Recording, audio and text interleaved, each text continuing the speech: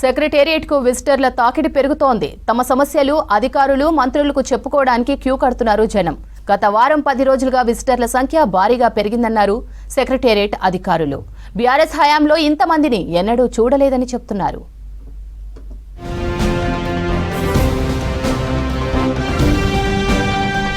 రాష్ట్ర పరిపాలనకు కేంద్ర బిందువు సెక్రటేరియట్. సీఎం మంత్రులతో పాటు రాష్ట్ర స్థాయి ఉన్నత అధికారులు ఇక్కడే ఉంటారు. మండల జిల్లా స్థాయిలో పరిష్కారం కాని సమస్యలను చెప్పుకోవడానికి జనం సెక్రటేరియట్కు వస్తుంటారు. గత వారం 10 రోజులుగా సెక్రటేరియట్కు విజిటర్ల సంఖ్య భారీగా పెరిగింది. మంత్రులు అధికారులకు తమ గోడు చెప్పుకుంటున్నారు జనం. బీఆర్ఎస్ సర్కార్ హయాంలో సెక్రటేరియట్కు పరిమితంగానే విజిటర్స్ వచ్చారు. అయితే సీఎం మంత్రులు తమది ప్రజాప్రభుత్వమని, ప్రజాపాలనే లక్ష్యమని చెబుతున్నారు.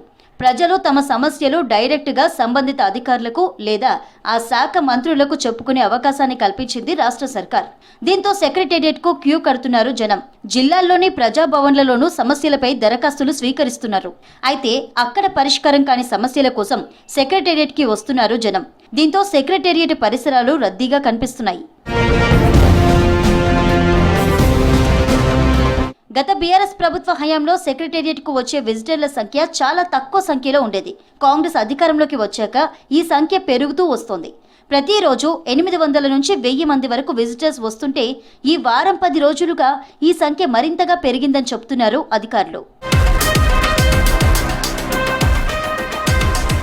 ఓవైపు సంక్షేమ పథకాలు, మరోవైపు గత 10 ఏళ్లుగా పెండింగ్లో ఉన్న సమస్యల పరిష్కారం, రాష్ట్ర అభివృద్ధి కార్యక్రమాలు, ఇలా అన్నింటిలో ముందుకు వెళ్లడంతో రోజురోజుకు సెక్రటేరియట్ దగ్గర రద్దీ పెరిగిందంటున్నారు అధికారులు.